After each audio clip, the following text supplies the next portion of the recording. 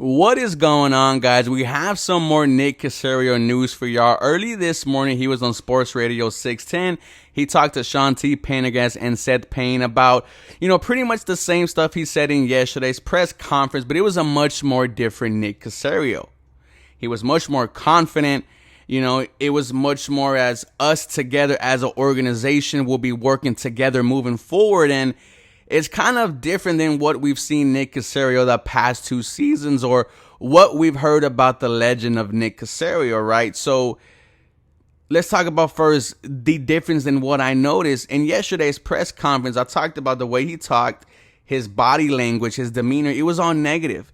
It was as if Cal McNair took him to a room right before the press conference and got on his ass and said, you need to get this right this offseason or we will be making a change. And that's warranted. This is his third year now, and you need to start seeing some change in your franchise is not taking steps back. And my thoughts on that is I love it. I love this sense of urgency that we are now seeing from Cal McNair and ownership. And I think that's part of, these fans being so angry with the product on the field every single Sunday the past two seasons, only 7 games combined.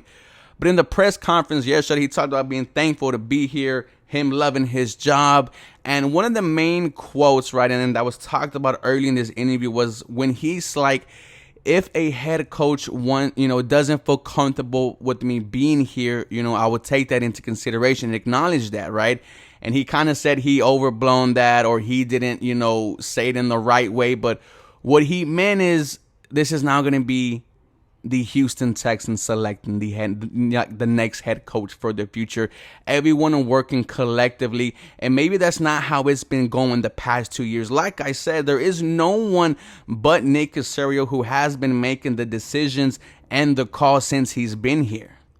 And from the vibe today and from the sound of the press conference when Cal McNair said himself that he would have much more input and the saying in the head coach, and I'm thinking that this is what Nick Caserio probably had to give up and say, you know what, you're right, let's go and do this together. He talked about using the resources in the building, outside the building, around the NFL to make right decisions for the Houston Texans. And, it's something that is intriguing. It's something it's like, okay, you are going, out of characteristic because it's been Nick Caserio is the only scenario. Shout out to Landry Locker for that, for that comment. But the way he's talking right now, it sounds like everyone will have a hand or kind of a say in the selection in the head coach, free agency, the draft. And why not, man? The more conversations, the better.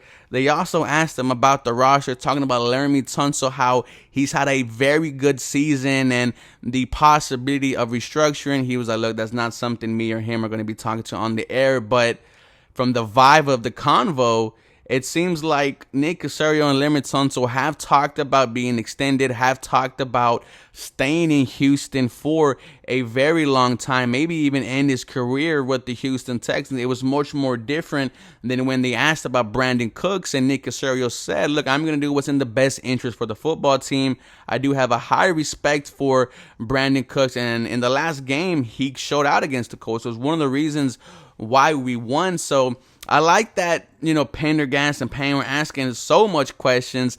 Seth even tried to bait him with kind of talking about the sizes of, quarterbacks coming into the draft now, right? Kind of hinting on where Nick Caserio is leaning to when Nick Caserio put out this, this quote that I maybe gives out a hint. I don't know. You tell me if I'm wrong, but good football players are good football players. And that was when Seth Payne was asking about size and weight. We know the main issues with Bryce Young is he might be 5'9". He might be 170. Is that a concern from other people? You heard former head coach Sean Payton go on a show and say that you need to stay away from people like that.